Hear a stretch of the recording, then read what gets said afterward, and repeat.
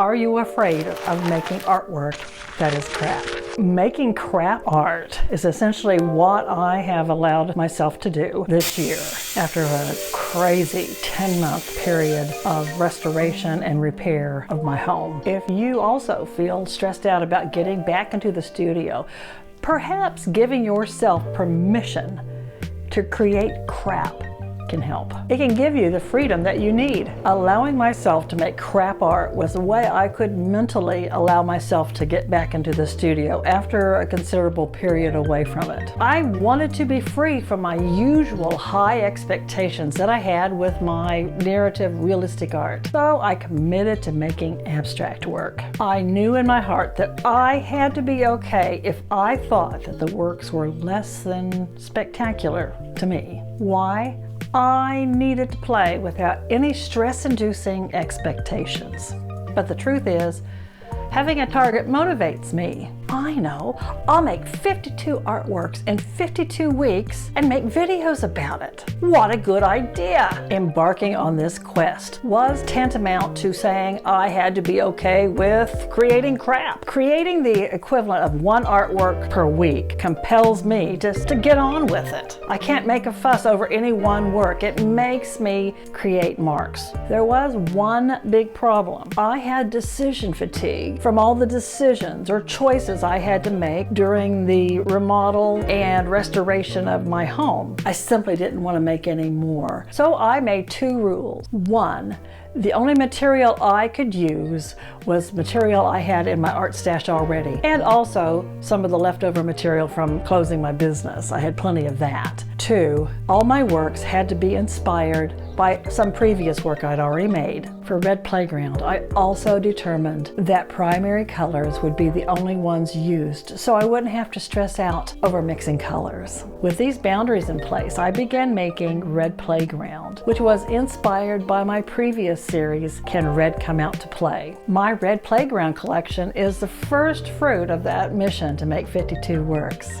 I suppose the big question now is, are those works crap? The answer is not that simple. I do like some of them better than others. However, I really appreciate the lessons I learned from each work. I'm still processing my thoughts on them, to be honest. What I do like is I have created works well outside what I would have created even a year ago. I like that I allowed myself to laugh and have fun while making them. I don't think this would have happened had I not allowed myself the possibility, maybe even probability, of making some bad work. So how can you give yourself permission to create crap work? You could do like I do and go in whole hog, which means that you do 52 works in 52 weeks. If going in whole hog isn't your thing, then I'd recommend you choosing to do one of the following. Number one, if you have too many art supplies, promise yourself you're going to stick with whatever you've got. By doing that, it forces you to make creative choices that you would normally not make. And that's scary, but fun. Number two, if you find you cannot face a blank canvas, then choose to use your own artwork to inspire your new. Now, if you don't have any previous artwork, and I realize that happens, or if you just don't even want to have anything to do with your previous, I'd recommend you start with geometric shapes. Play with those and discover your materials. Surprisingly, I found this rule or structure very liberating. It also helps me create a more cohesive body of works. Number three, make a target or a goal that is challenging for you, and then take time to actually plan out how you're going to achieve that goal or that target, and every day work that plan. In my creative life, I have found that to be magic. Let's talk about action. I encourage you to take action even when you don't feel like it.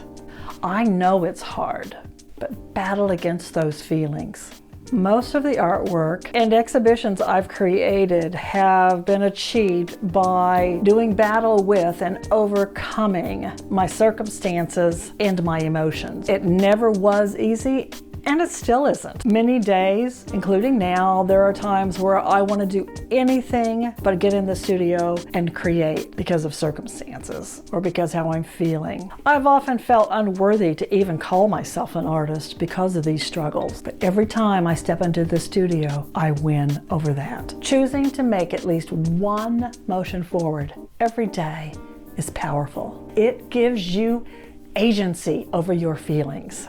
That's what I've found, and that's what I live by. I'll be talking about this more in my next video. I've posted my Red Playground series over on the community page and also on beverlyclaridge.com. All the names right now are working titles, and I'd appreciate your help giving them new names. So take a look at them and either post some ideas in the comments below or post them over on the community page. You can even put them on the blog post that will go with this particular video over on beverlyclaridge.com. I'd love to know which one of the works in the Red Playground series is your favorite. I'd appreciate it if you would like this video, and I'd be delighted if you would subscribe to my channel and hit the bell to be notified when I upload that next video. Thanks for joining me. We'll see you next time.